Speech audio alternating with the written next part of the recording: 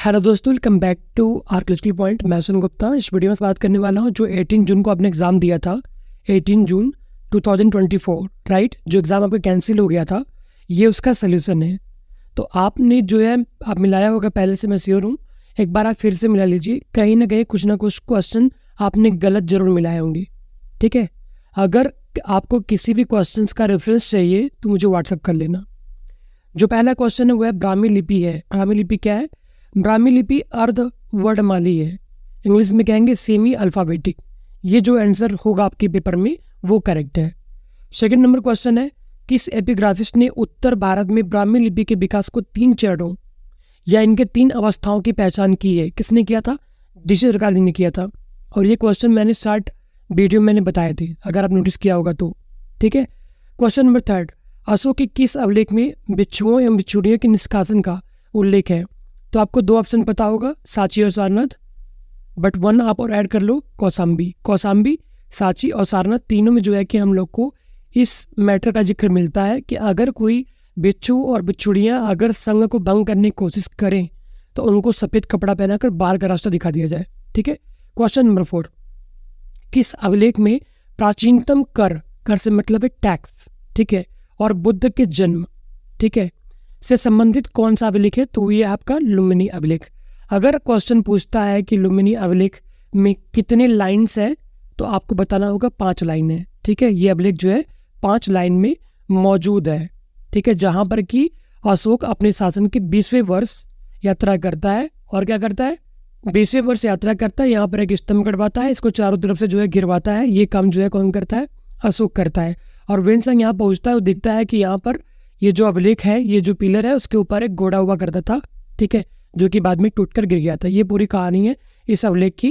लुम्बिनी को जो है कि पडरिया इंस्क्रिप्शन भी कहते हैं, रुमिनदेही इंस्क्रिप्शन भी कहते हैं, और ये नेपाल की तराई में पड़ता है, ठीक है। नेक्स्ट क्वेश्चन, शुंग शासक धनभूति का अभिलेख बरौत स्तूप के किस भाग पर उत्कीर्ण है? तो वो तोरण भाग पे उत्कीर्ण है। अब तोरण क्या होता है? तोरण कहते हैं एंट्री गेट। जो एंट्री गेट होता है, ठीक है, उसको कहते हैं तोरण। नेक्स्ट टाइप का, हर्षवर्धन के बांसखेड़ा ताम्रपट्टिका पर हर्ष संवत 22 लिखा हुआ है, ये किसके समतुल्य है? तो ये आपका 628 ईस्वी के समतुल्य है। यही जो है इसका करेक्ट आंसर था, क्योंकि हर संवत 606 माना जाता है। 606 में अगर आप 22 जोड़ो कितना हो जाएगा? 628। So correct answer is 628। जिन लोगों ने अंदाजा भी मारा होगा उनका सही हो गया होगा, ठीक है। क्वेश्चन नंबर नेक्स्ट देखते हैं, किसके कार्यकाल में स्मारकों के परिरक्षण का उत्तरदायित्व राज्यों से लेकर महानिदेशक भारतीय पुरातत्व संरक्षण को सौंप दिया गया था? तो वो टाइम था किसका? सर्जन मार्शल का, ठीक है। नेक्स्ट क्वेश्चन है, वर्ष 1878 भारतीय कोष खजाना अधिनियम, इसको इंग्लिश में कहते हैं इंडियन ट्रेजर ट्रो एक्ट 1878, किसने लागू किया? ठीक है, किसने लागू किया? लॉर्ड लिटन ने। लॉर्ड लिटन ने जो है कि लागू किया था। ये बात आप लोग ध्यान रखिएगा और मिला लीजिएगा।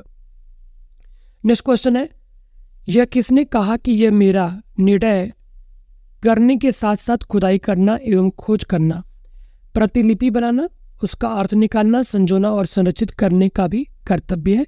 ये बात भी जो है जॉन मार्शल ने कहा है। जॉन मार्शल काफ़ी इंपॉर्टेंट पर्सनालिटी है, ध्यान रखिएगा। क्वेश्चन नंबर 10 है, प्राचीन स्मारकों के प्रथम संग्रहाध्यक्ष कौन थे? ठीक है, so correct answer was H.H. कोल। जो H.H. कोल है, ये पहले जो है कि प्रथम संग्रहाध्यक्ष थे प्राचीन स्मारकों के। नेक्स्ट क्वेश्चन है 11 नंबर, खैराडी जो कि जलालपुर बिहार में पड़ता है, यहाँ खुदाई बीपी सिंह ने किया था। यहाँ से प्री एनबीपी और कुषाण कल्चर पीरियड मिले हुए हैं, ठीक है। नेक्स्ट जो क्वेश्चन है क्वेश्चन नंबर 12। गाइस कुछ क्वेश्चन जो है कि इंग्लिश में भी होगा, कुछ हिंदी में भी होगा, ठीक है। क्वेश्चन नंबर 12 है, the Sonpur archaeological site was excavated by Bindeshwari Prasad Singh and Bhagwati Sharan Verma. This question were carried out in the year of 1956 and 1959 to 1962. ठीक है, मतलब 1956 से लेकर के 1962 के बीच में यहाँ पे खुदाई चली थी। कहाँ पे? सोनपुर साइट पे। सोनपुर साइट खुदाई किसने किया था? बिंदेश्वरी प्रसाद सिंह ने, जिनको हम शॉर्ट फॉर्म में बीपी सिंह भी कह सकते हैं, और भगवती शरण वर्मा, उनको शॉर्ट में BS वर्मा भी कह सकते हैं। तो इन दोनों लोगों ने मिलकर यहाँ पे खुदाई कराई थी। नेक्स्ट क्वेश्चन है, पांडु राजा डेबी खुदाई किसने की थी? तो PC दास गुप्ता। नारायण खुदाई किसने करी थी? पुरुषोत्तम सिंह। ये पूरा मैच कराने के लिए आया था, ठीक है। नेक्स्ट क्वेश्चन है design of human heard panther, मतलब कि मानव शीर्ष मुख वाले चीते, मतलब ऐसे चीते जिनका जो फेस है वो मानव जैसा है, कि डिज़ाइन कहाँ से मिलता है। तो ये कहाँ से मिलता है, बॉम्बे के नज़दीक थाना जिला के वारली से मिला है। ठीक है, ये सब रिसर्च के बाद चीज़ें मिली हैं जो मैं आपको बता रहा हूँ। क्वेश्चन नंबर 16 है बुल शेप बॉटल, मतलब ब्रिस आकार की बोतल कहाँ से मिला है, नेवासा से मिला है, और ये इसकी महत्वपूर्ण पहचान है। तो जो नेवासा कल्चर है गाइस महाराष्ट्र का, इसमें हम लोग को बुल शेप बॉटल देखने को मिलता है, इसको हम लोग ब्रिस आकार की बोतल भी कहते हैं। जो क्वेश्चन नंबर 17 है, इसमें किसी भी तरीके से जो है पालाघाट और वाल्के का संबंध है, पर यह संबंध मुझे मिला नहीं है, फिर भी मैंने यहाँ पे मेंशन कर दिया है। शवालदा संस्कृति महाराष्ट्र राज्य के दुरे डिस्ट्रिक्ट में स्थित है और ये एक महत्वपूर्ण पुरातात्विक स्थल भी है। इस स्थल से प्राप्त वस्तुएं संरचनाएं हमें प्राचीन समय के एक उन्नत सभ्यता के बारे में जानकारी प्रदान करती है। इसका जो टाइम पीरियड है वो क्या है, शवालदा संस्कृति लगभग 1700 ईसा पूर्व से लेकर के 1500 ईसा पूर्व तक मानी जाती है। यह ताम्रपाषाण काल या चालकोलिथिक काल से संबंधित है, जैसा कि ये मैच कराने के लिए आया था। ठीक है, तो ये जो टाइमिंग इसको आप मैच करा लीजिएगा। नेक्स्ट है मालवा कल्चर। मालवा संस्कृति मध्य भारत में स्थित एक महत्वपूर्ण पुरातात्विक और ऐतिहासिक संस्कृति है जो ताम्रपाषाण युग मतलब चालकोलिथिक से संबंधित है। यह संस्कृति विशेष रूप से मध्य प्रदेश के मालवा क्षेत्र में विकसित हुई थी। जारवे संस्कृति भारत के मध्य दक्षिण पठार में 1500 से लेकर के 900 ईसा पूर्व तक फैली हुई है। नेक्स्ट टाइप का question, the most accepted date for the Harappan civilization also known as the Indus valley civilization is from approximately 2500 BC to 1900 BC। जैसा कि कई किताबों को मैंने ट्रेस किया जिसमें कि 2500 से लेकर के 1900 BC की डेट देखने को मिलता है, जबकि जो क्वेश्चन में दिया है मैं उससे सहमत नहीं हूँ। ठीक है, मैं उससे सहमत बिल्कुल भी नहीं हूँ। Question number 22, the book the first farmer of the Deccan was written by doctor M.K. Dalkar. It provides an overview of the socio economic life of the early farming communities of the Deccan. तो ये जो M.K. दालकर जी हैं, इनकी किताब का नाम है the first farmer of the Deccan, जिसमें कि इन्होंने जो है कि सोशियो इकोनॉमिक जो लाइफ थी डेक्कन के फार्मिंग कम्युनिटीज़ मतलब जो खेती करने वाले जो लोग थे उन समुदायों का इन्होंने अच्छे से जो है वर्णन किया है। उनके सोशल और इकोनॉमिकल कंडीशंस क्या क्या थे उसके बारे में इन्होंने चर्चा करी किताब में। नेक्स्ट क्वेश्चन है द बुक, क्या नाम है, the city in early historic India was written by A Ghosh. A Ghosh से मतलब है Amalananda Ghosh. It was first publish by the Indian institute of advance study Shimla in 1973। तो कहाँ से पब्लिश हुई है, शिमला से, Indian institute of advance studies. Next question है myths and reality book written by D Kosambi. ठीक है, myths and reality book written by D Kosambi, इसको जो है कि डी कोसाम्बी जी ने लिखा है, जबकि Ramayana myth reality written by S D Sankalia. Next आपका social evolution book written by, ये नाम है social evolution by Gordon Childe ने, जो कि ऑस्ट्रेलिया के विद्वान है। मेसोपोटामिया, मोटे तौर पर वर्तमान इराक को हम लोग जानते हैं, ये मैच कराने के लिए आया था। दिलमुन कौन सा एरिया है, बहरीन के आसपास का जो फारस की खाड़ी का क्षेत्र है उसको हम लोग दिलमुन कहते हैं।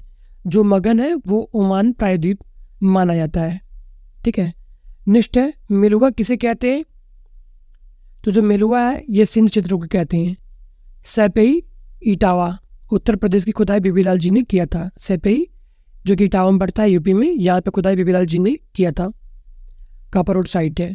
अतरंजी खेड़ा खुदाई आरसी गौड़ ने किया था। सनौली खुदाई डीबी शर्मा और एसके मंजुल जी ने किया है। आप लोग को पता है लेट अर्बन साइट है सनौली, काफ़ी इंपॉर्टेंट है, यहाँ से क्वेश्चंस पूछे जा सकते हैं फाइंडिंग के बारे में, जैसे कितने रथ मिले हैं या और भी क्या चीज़ें मिली ETC, एक बार जरूर लोग पढ़िएगा। नेक्स्ट क्वेश्चन है the Sanauli archaeological site was excavated by archaeologist from the archaeological survey of India ASI। The first round of excavation was conducted in 2005-06 and the site was again excavated in mid 2008 and 5-6 excavation was held by D.V. Sharma, who found more than 100 burials. The excavations in 2018 were led by Dr. Sanjay Manjul, who discovered 116 burial. So at least 2 archaeologists, D.V. Sharma and Dr. S.K. Manjul, have been involved in the excavation at Sanoli. ठीक है, ये थोड़ा सनौली के बारे में reference था। 2005 में खुदाई हुई थी, कई बरियल मिले थे। बाद में जो है कि हम लोग देखते हैं 2018 में खुदाई डॉक्टर इसके मंजूर करती है और वहाँ पे भी जो है कि 16 बरियल मिलती हैं। तो काफ़ी बेरियल मिलते हैं, ठीक है। और यहाँ पर डी.वी. शर्मा और एस के मंजुल जी का कंट्रीब्यूशन है ये साइट खुदाई में, जो कि बागपत जिले उत्तर प्रदेश में पड़ता है ये साइट। नेक्स्ट है एक साइट फरमाना है, बहुत इंपॉर्टेंट साइट है, ठीक है।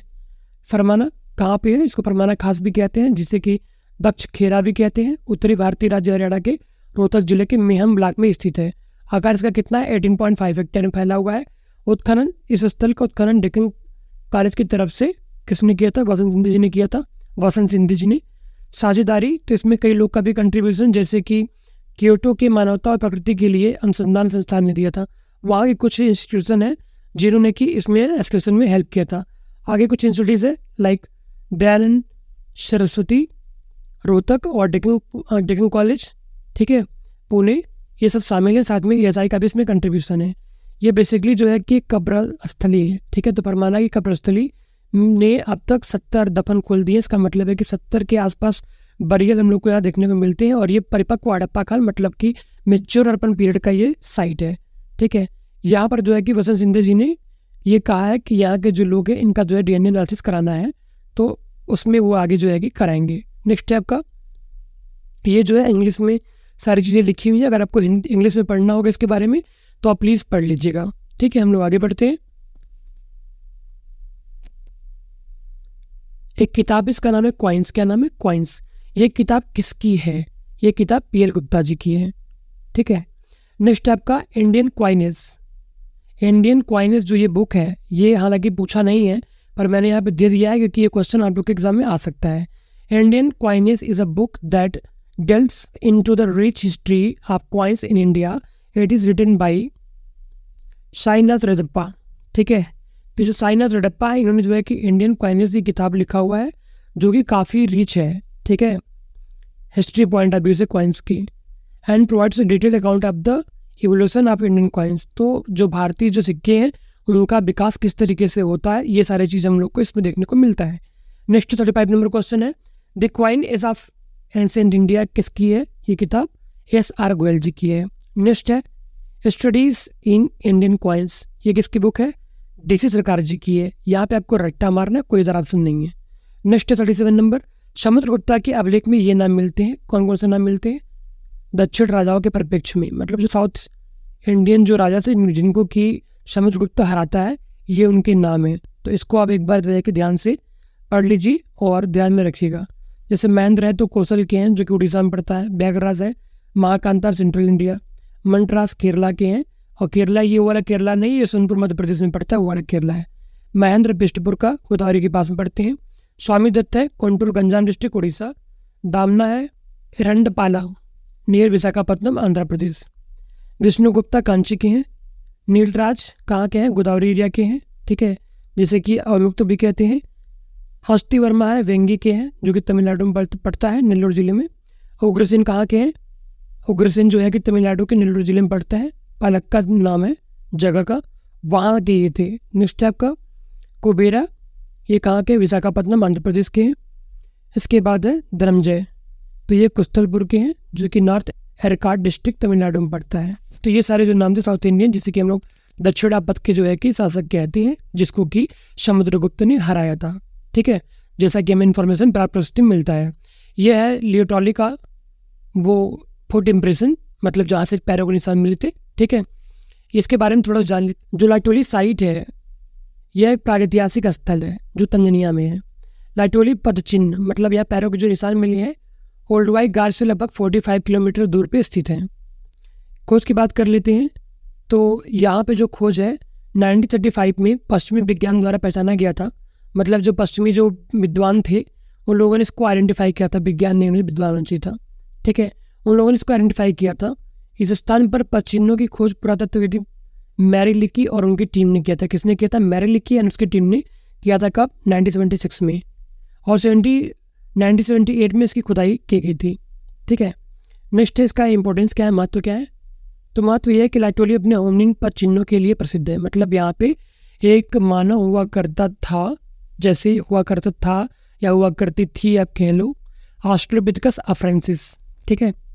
तो यहाँ पे क्या हुआ था? ज्वालामुखी राग था, ठीक है, जिसमें से ये लोग चल कर गए हैं अपने पैरों से, तो उसके निशान जो है कि यहाँ पर बन गए हैं। वही चीज़ हम लोग को यहाँ पे देखने को मिलता है। दैट्स वाई ये साइट काफ़ी इंपॉर्टेंट है। अगर हम बात करें कितना पुराना ये साइट है लाटोली, तो ये आपका आता है प्लायोप्लेस्टोसिन पीरियड में, जिसका टाइम पीरियड 3.76 से लेकर 3.46 मिलियन वर्ष पुराने, ठीक है, इतने साल ये पुराने आपको देखने को मिलते हैं। इसका टाइम पीरियड है 1 बिलियन में होता है 10 लाख, तो आप आइडिया लगा लो कि कितना लाख साल पुराना ये हो सकता है, ठीक है। 37 से लेकर के 34 लाख साल पुराने ये होने की पॉसिबिलिटी है। जीवाश्म कैसा है, कई होमिनिन ऑसेस जिसमें कि प्री मोलर, मोलर, इंसाइजर शामिल है, ये दांतों के प्रकार होते हैं, की पहचान की गई है। लाटोली में लगभग 1,20,000 साल पुराने स्तरों में होमो सैपियंस के जीवाश्म पाए गए हैं, ठीक है। तो यहाँ पर हम लोग देखते हैं कि होमो सैपियंस का भी जीवाश्म देखने को मिलता है, जिसकी टाइम पीरियड 1,20,000 साल है। होमिनिन प्रजातियाँ, प्रजातीय स्तर पर पश्चिम में आने वाले होमिनिन की पहचान सटीक रूप से समझना मुश्किल है। ऑस्ट्रेलोपिथेकस अफ्रेंसिस सबसे सामान्य रूप से प्रस्तावित प्रजाति है, मतलब ऐसा माना जाता है कि जो है ये जो साइट है यहाँ पर ऑस्ट्रेलोपिथेकस अफ्रेंसिस ही वो मानव था या थी जो यहाँ से चलकर गया था, ठीक है। नेक्स्ट क्वेश्चन है गाइस, लोकेशन, ये वही चीज़ है, ठीक है, लोकेशन वही है, तो आप इसको प्लीज़ पढ़ लेना, सारा चीज़ वही है जो हम लोगों ने ऊपर पढ़ा है, ये इंग्लिश में है। टाइम पीरियड यहाँ पे दिया हुआ है, मोटा मोटा चीज़ इंग्लिश में देख लेते हैं, जैसे कि लोकेशन इसका तंजानिया में है और लुवाई से 45 किलोमीटर दूर पर स्थित है। डिस्कवरी किसने किया था, मेरलिकी ने किया था और उनकी टीम ने 1976 में किया था, जबकि 1935 में जो वेस्टर्न डिस्कवरी थे उन्होंने किया था इसकी खोज, ठीक है। नेक्स्ट टाइप का सिग्निफिकेंस क्या है, लाटोली फेमस क्यों है, तो ये जो है कि होमिनिन फुटप्रिंट्स के लिए फेमस है। यहाँ पर वॉल्केनिक एश था, मतलब ज्वालामुखी का राख जो कि फैला हुआ था और इसी पर से वो चल के गए थे, मतलब वो ठंडा हो गया था, उस पर से वो गए थे, तो वो वहाँ पे इनके पैर निशान पड़ गए थे, जिसकी खोज हुई। इसका टाइम पीरियड कितना है, 3.76 से लेकर के 3.46 मिलियन, ठीक है। 37 लाख से लेकर के 34 लाख के बीच में इसकी टाइम पीरियड आई है। नेक्स्ट जो क्वेश्चन है, कोबीफोरा आर्कियोलॉजिकल साइट, ये कहाँ पे है, लोकेशन क्या है इसका, कोबीफोरा केन्या में तुर्काना झील के पूर्वी किनारे पर स्थित है। यह क्षेत्र जीवाश्म संग्रहण क्षेत्रों और प्राकृतिक स्तरों में विभाजित है, मतलब कि यहाँ पे बहुत सारे जो है ना हम लोग को जीवाश्म मिलते हैं, जीवों के अवशेष मिलते हैं। ये साइट कोबीफोरा पर खोज कब हो रही है, इस स्थल को पहली बार 1935 में पश्चिमी विद्वान द्वारा पहचाना गया था और 1968 में रिचर्ड लिकी और उनकी टीम ने इस जगह खोज करी थी, कोबीफोरा का। रिचर्ड लिकी, कोबीफोरा। इसके बाद इसका इंपॉर्टेंस क्या है, कोबीफोरा पूर्वी अफ्रीका के सबसे महत्वपूर्ण पुरातात्विक स्थलों में से एक है। यहाँ पर प्रारंभिक होमिनिन के अनेक जीवाश्म मिले हैं, जिनमें होमो हैबिलिस, होमो इरेक्टस शामिल है। साथ ही लाखों साल पुराने पत्थरों के भी एविडेंस मिलते हैं, मतलब यहाँ पे कौन कौन से ह्यूमन के एविडेंस मिल रहे हैं, होमो हैबिलिस और होमो इरेक्टस, और साथ में इनके जो औजार है वो भी यहाँ से मिला हुआ है कोबीफोरा साइट से, ठीक है। नेक्स्ट पॉइंट है आयु, इसका टाइम पीरियड क्या है, यह स्थल प्लायोसिन बेसाल्ट से आच्छादित है और लगभग 600 मीटर मोटी प्लायोसिन प्लास्टोसिन औजार से भरा हुआ, जो लगभग 4 मिलियन से 1 मिलियन वर्ष पुराने हैं, मतलब 40 लाख से लेकर के 10 लाख साल पुरानी ये साइट हो सकती है। जीवाश्म की बात करें तो कोबीफोरा में लगभग 10,000 जीवाश्म खोजे गए, कितने, 10,000 जीवाश्म खोजे गए, जिनमें से 350 से अधिक प्राचीन होमिनिन प्रजातियों के हैं। नेक्स्ट स्टेप का अनुसंधान, कोबीफोरा रिसर्च प्रोजेक्ट, जिसकी शुरुआत 1968 में की गई थी, तुर्काना बेसिन संस्थान TBI का रेड है। अन्वेषण और खुदाई के FRP के तत्वाधान में जारी है, जो दुनिया भर में कई विश्वविद्यालय और व्यक्तियों के साथ में सहयोग करता है। तो ये कुछ जो है कि रिसर्च प्रोजेक्ट है जो कि इसके लिए वर्क कर रहे हैं, ठीक है। बाकी इसके बारे में ज़्यादा जानने की जरूरत नहीं है, इतना काफ़ी है। ये इंग्लिश में लिखा हुआ गाइस, अगर आपको पढ़ना हो तो प्लीज़ पढ़ने। जैसे यहाँ पे इंपॉर्टेंट क्या है कि ये साइट केन्या में है, रिचर्ड लिकी ने इसकी खोज करी थी, ठीक है। और ये लगभग यहाँ पे लगभग 10,000 के आसपास फॉसिल मिलते हैं। जो नेक्स्ट साइट है गाइस वो है आपका गोना आर्कियोलॉजिकल साइट, ये भी आप लोग के एग्जाम में आया हुआ है। स्थान इथोपिया के अफार क्षेत्र में एक पुरातात्विक अनुसंधान क्षेत्र है, ठीक है। तो कहाँ पे ये, गोना इथोपिया में है। इसका इंपॉर्टेंस क्या है, गोना मुख्य रूप से अपने पुरातात्विक स्थलों और लेट मायोसिन और अर्ली प्लास्टोसिन काल के होमिनिन जीवाश्मों की खोज के लिए जाना जाता है। तो यहाँ पे बहुत सारे जीवाश्म मिले और पत्थर के एविडेंस मिले हैं, खासकर स्टोन टूल्स के, ठीक है। कलाकृतियाँ, मतलब यहाँ पे क्या मिली है, ऐतिहासिक रूप से गोना में सबसे पुराने ओल्डवान औजार मिले हैं। क्या, कौन सा औजार मिले हैं, ओल्डवान औजार मिले हैं। पुरातत्वविदों ने बाद में अन्य स्थल पर ओल्डवान के पुराने उदाहरण पाए, फिर भी गोना के ओल्डवान संग्रह पुरातात्विक समझ के लिए काफ़ी इंपॉर्टेंट रहे हैं, काफ़ी महत्वपूर्ण रहे हैं। अच्छा, यहाँ पे डेट क्या मिलता है, पत्थर के उपकरण, गोना ने दुनिया में सबसे पुराने पुरातात्विक स्थलों को जन्म दिया, जिनमें बहुत प्रारंभिक पत्थर के उपकरण मिले, जिनकी डेटिंग 2.5 से लेकर के 2.6 मिलियन आती है, मतलब 25 लाख से लेकर के 26 लाख तक के एविडेंस आपको मिलते हैं स्टोन टूल के। कहाँ से, गोना साइड से, जो कि इथोपिया में पड़ता है, ठीक है। एक साइट है लोमेक्वी 3 जहाँ से 3.3 मिलियन ईयर एगो के टूल्स देखने को मिलते हैं, ठीक है। यहाँ इंग्लिश में लिखा हुआ है जैसे कि location Gona is a paleoanthropological research area in the Ethiopia for region, ठीक है। यहाँ पे क्या मिल रहा है, hominin fossil from the late Miocene, early Pliocene and early Pleistocene period. ये टाइम पीरियड है यहाँ पे काफ़ी लेट जा रहा है, ठीक है। यहाँ बेसिकली जो टूल्स मिले उसकी रेटिंग क्या गई है, उसकी रेट गई 2.5 से 2.6 मिलियन, मतलब 25 लाख से लेकर 26 लाख की रेटिंग गई है। यहाँ पे जो टूल्स हैं उनका नाम है ओल्ड वन टूल्स, जो कि सबसे पुराने टूल्स माने जाते हैं, ठीक है। नेक्स्ट है आपका जो गुफा है, काफ़ी इंपॉर्टेंट गुफा है, केव है, इसका नाम है राइजिंग स्टार केव। इसका लोकेशन कहाँ है, दक्षिण अफ्रीका में पड़ता है ये राइजिंग स्टार केव। इसका इंपॉर्टेंस क्या है, यह गुफा होमो नैलिडी, ठीक है, होमो नैलिडी, नलिदी नहीं नलिडी, होमो नलिडी नामक एक पहले से एक अज्ञात विलुप्त होमिनिन प्रजाति के जीवाश्मों की खोज के लिए जानी जाती है। आप लोग होमो नलिडी याद रखिएगा। गुफा में पाए गए जीवाश्मों को होमो नलिडी का प्रतिनिधित्व करने का प्रस्ताव किया गया था। यह जीवाश्म 30 मीटर भूमिगत एक कमरे में खोजे गए थे, जिसकी सतह पर जीवाश्म हड्डियाँ बिखरी हुई थी। आगे बात करें तो जो वैज्ञानिक सोचते हैं कि जिस गुफा में जीवाश्म पाए गए थे वो 3 मिलियन साल पुरानी, 3 मिलियन साल से पुरानी नहीं है, मतलब कि 3 मिलियन से कम ही है, मतलब 30 लाख से कम इसकी रेटिंग गई है, ठीक है।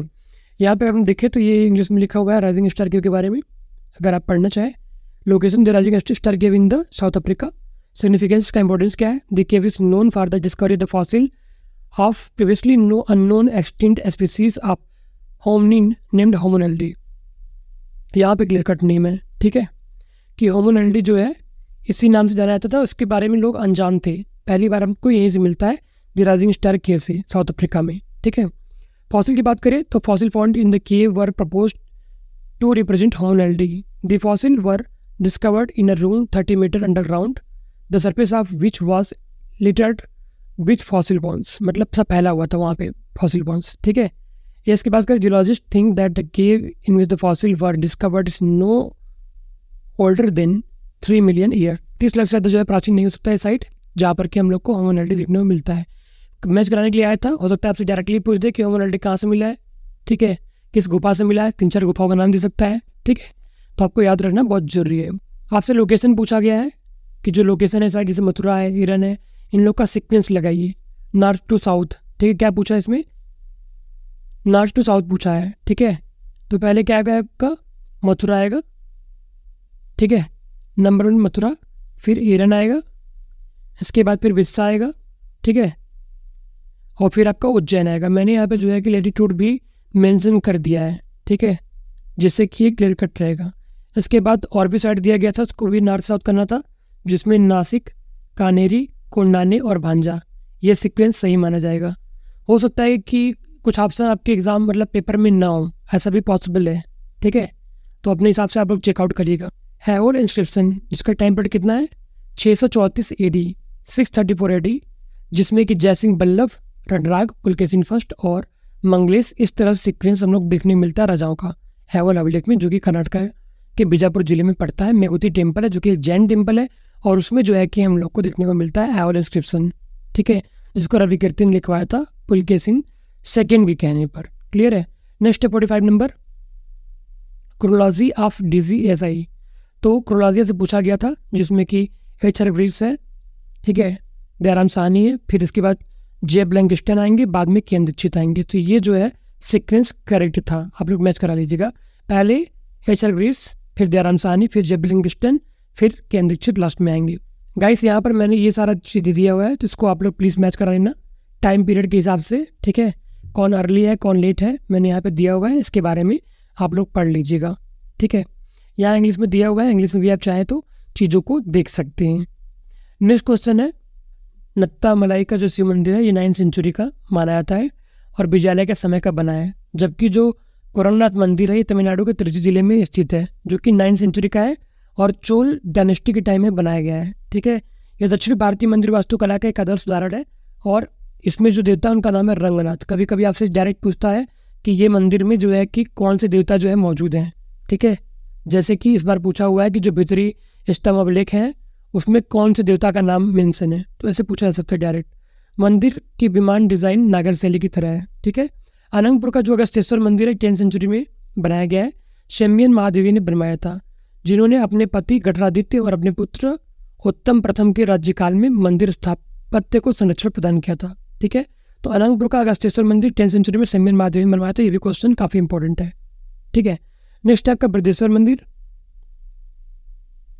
बृहदेश्वर मंदिर जिसे कि राजराजेश्वर मंदिर और पेरिया कोविल के नाम से भी जाना जाता है। ठीक है, पेरिया कोविल पूछा जा सकता है कि पेरिया कोविल नाम से कौन सा मंदिर जानते हैं, तो बृहदेश्वर मंदिर जानते हैं, जो कि तमिलनाडु के तंजावुर में पड़ता है, तंजावुर में पड़ता है। इस मंदिर का निर्माण राजराज चोल फर्स्ट के द्वारा 1010 AD में किया गया था। ठीक है, मतलब 1010 AD में किया गया था। यह मंदिर भगवान शिव को समर्पित है और उसकी नृत्य की मुद्रा में मूर्ति स्थित है जिसे नटराज कहा जाता है। इस मंदिर की वास्तुकला अत्यंत अद्भुत है और ये यूनेस्को की विश्व धरोहर स्थलों में भी शामिल है। इसका विमान 60 मीटर की ऊंचाई का है। ठीक है, आपको जानकर बहुत आश्चर्य होगा कि इस मंदिर को बनाने के लिए लगभग कितना 1,30,000 टन ग्रेनाइट का उपयोग किया गया है, तब जाकर यह मंदिर की अद्भुत वास्तुकला को अंजाम दिया गया था। और इसका जो अगला पार्ट है जल्दी आएगा। मिलता हूँ अगली वीडियो में, ख्याल रखिए, टेक केयर।